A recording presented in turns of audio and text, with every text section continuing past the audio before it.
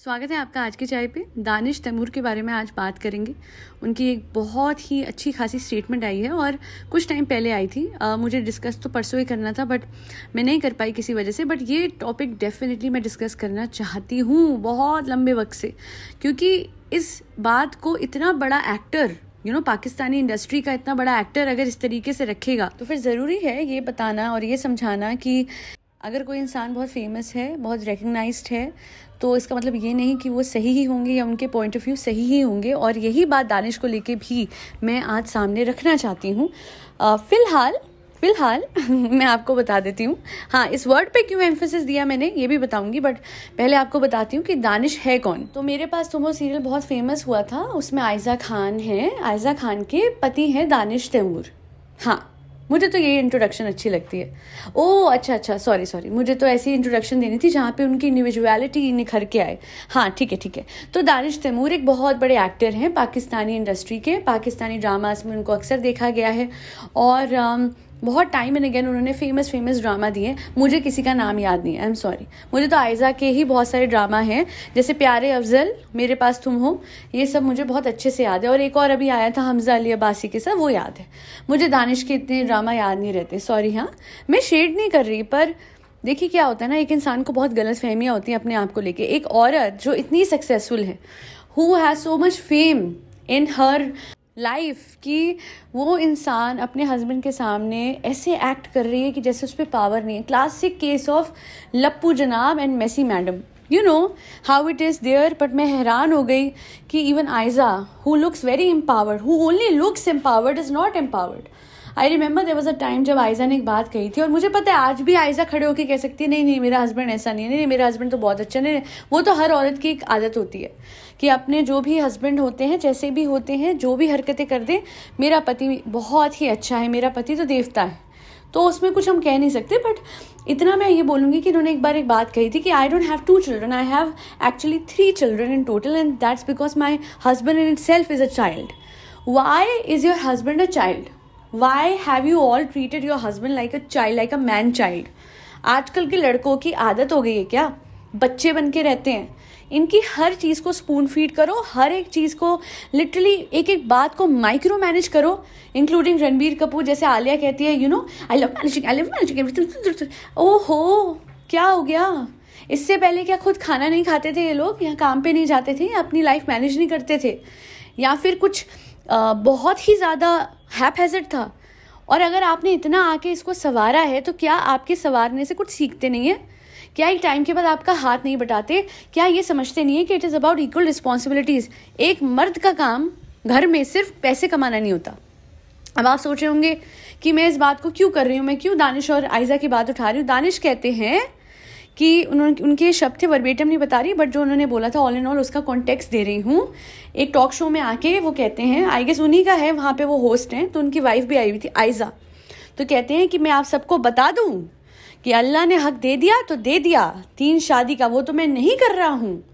तो फिलहाल मैं इनके साथ अपनी ज़िंदगी मैंने बिताने का वो लिया हुआ है, वरना मुझे हक है, मुझे ओ हो the tone in it self, मतलब तकब्बुर तो झलक रहा था, ईगो, अकड़, ओ हो जैसे मैं ऑस्कर हूँ और मेरी बीवी तो हाउसवाइफ है।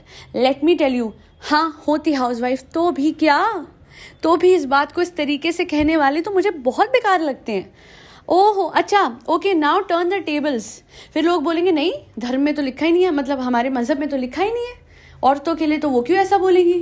तो फिर आदमी को कैसे हक है? मॉडर्न थिंकिंग है आज की, औरत और आदमी बराबर है ना।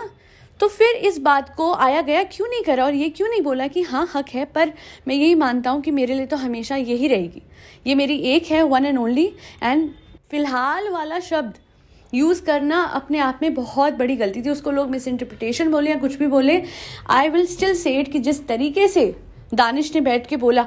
आपको पता है मैं दानिश की कितनी बड़ी फ़ैन थी, because the way he speaks, the way he carries himself, everything was so subtle about him until I came across this clip. I came across this clip on Instagram and I was shocked. और फिर मैंने जाके इनका वो talk show देखा और फिर मैंने देखा कि ये भी बिल्कुल वही हैं। सॉरी, मैं इनको लप्पू तो नहीं बोलूँगी, बट हाँ लप्पू जनाब जैसे ही हैं।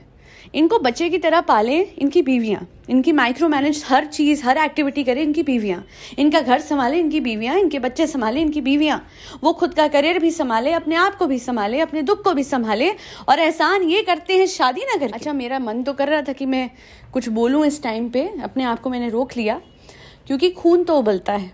खून उबलता है कि जब एक लड़का सोचता है कि ये जो लड़की है इसकी ज़िंदगी में मैं आके एहसान कर रहा हूँ, जब वो सोचता है कि मैं अपने काम करवा के इस लड़की पे एहसान कर रहा हूँ, जब वो सोचता है कि मेरे बच्चे ये पैदा करे, वो दुख, वो दर्द, वो पीड़ा, वो मुश्किलें 9 महीने ये सहे, इस बात पे मैं एहसान कर रहा हूँ, जब वो सोचता है कि मेरे लिए ये खाना बनाती है उस पे मैं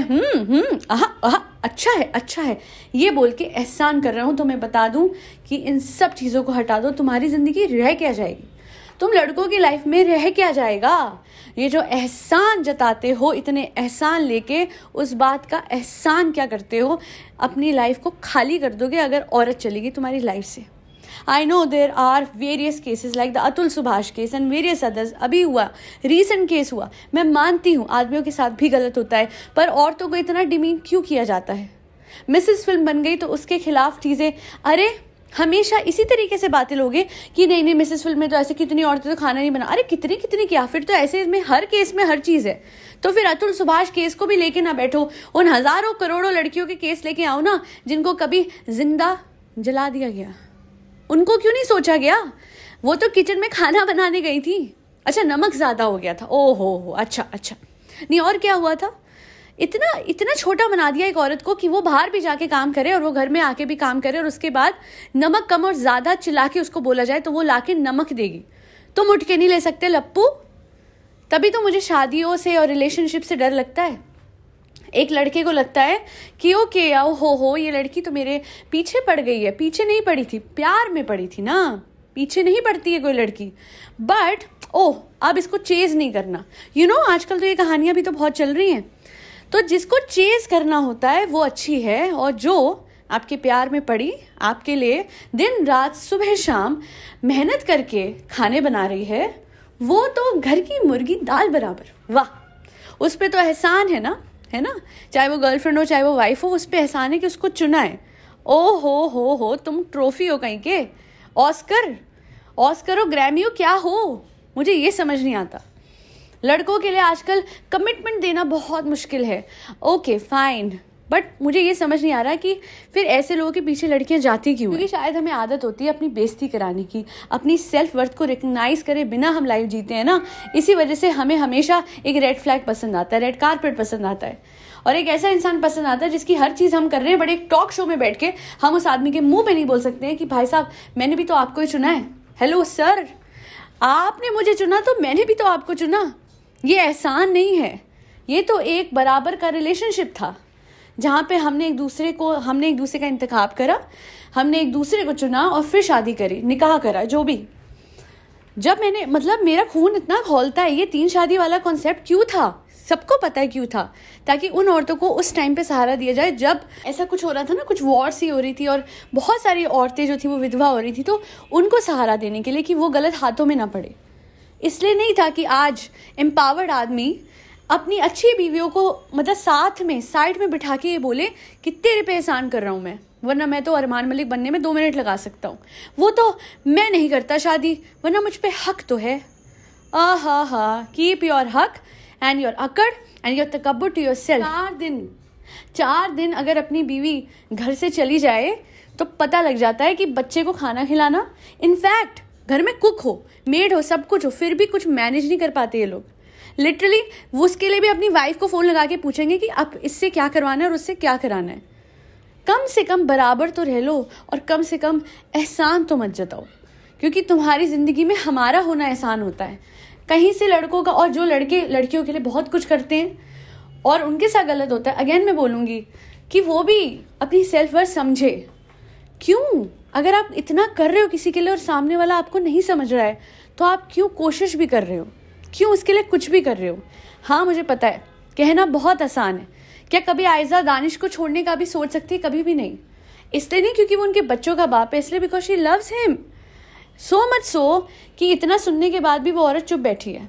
सो मच सो कि इतना सहने के बाद भी मैडम कक्कड़ अपने घर पे अपने लप्पू के लिए खाने बना रही है, एक शो छोड़ के, क्योंकि लप्पू ज़्यादा इंपॉर्टेंट था। ये प्यार ही तो मार देता है एक औरत को, वरना अगर सेल्फ रिस्पेक्ट की बात उठाने आए तो औरतों को लिटरली अपनी सेल्फ रिस्पेक्ट टार्निश करनी पड़ती है, ख़त्म करनी पड़ती है, झरझर करनी पड़ती है कि उनका पति और पति के घर वाले खुश रहें। वाह, ये ज़िंदगी भी कैसी ज़िंदगी है। It's the life of a slave, modern slave, polished slave, but है तो ज़िंदगी एक बंधुआ मजदूर की, जिस पे इतना काम करवाया जाता है और आगे से उसको क्या मिलता है? एहसान, कि तुझसे काम भी करवाया अपना तो ये मेरा एहसान है कि आज 3 और लोगों को घर पे लाके नहीं बिठाया, क्योंकि 4 शादी 3 शादी जो भी है उसकी तो मुझे परमिशन मिली हुई है। अच्छा, बहुत बढ़िया। ऐसे को तो ना उसी टाइम टॉक शो पे जवाब देना चाहिए, पर टॉक शो भी तो इसी का था, कट हो जाती footage. I didn't like it at all and respect तो सारी खत्म हो गई। अच्छी बात है इन्होंने माफ़ी मांगी और गलती इंसान से ही होती है, पर कहते हैं ना वक्त से कभी ना कभी किसी का सच दिख जाता है। रमज़ान के दिन चल रहे थे, इतने मुबारक दिन, इसमें ऐसा सच निकल के आए तो कहीं ना कहीं चाहते होंगे भगवान जी भी, अल्लाह भी, कि किसी की सच्चाई सामने आए, और इनकी आई। So I will not look at him with the same kind of respect that I had for him earlier. पर थोड़ी थोड़ी वाइब्रेशन आती थी जब आयजा कहती थी ना कि बच्चों की तरह इस आदमी को संभालती हूँ मैं। हाँ, समझ तो आता था कि ये भी कहीं ना कहीं वही है जो बाकी सब है। Don't fall for a red flag. And if you definitely see your husband acting like this with so much takabbur and ego and telling you कि भाई तुम पे एहसान करा है, तो उनके मुंह पे बोलो कि कोई एहसान नहीं है सर, कोई एहसान नहीं है। Keep all of this to yourself, क्योंकि I have self respect. आप अपनी इज्जत करवाएं प्लीज़ सारे लोग। Start speaking up for yourself. और मैं नहीं कहती कलेश करो, बहुत सटल तरीके से अपनी बात रखी जा सकती है, और फिर किसी को वो कलेश या लफड़ा लगता है तो मेरी बला से लगे। औरत अपनी आवाज़ सामने रखती है और वो किसी को कलेश लगता है, who cares? At least you are speaking up for yourself. खैर आज के लिए इतना ही। मेरे बच्चों को खाना खिलाती रही जिसमें कैट्स, डॉग्स, गौ माता और बर्ड्स सब आते हैं। जय श्री राम, राधे राधे, हरे कृष्णा।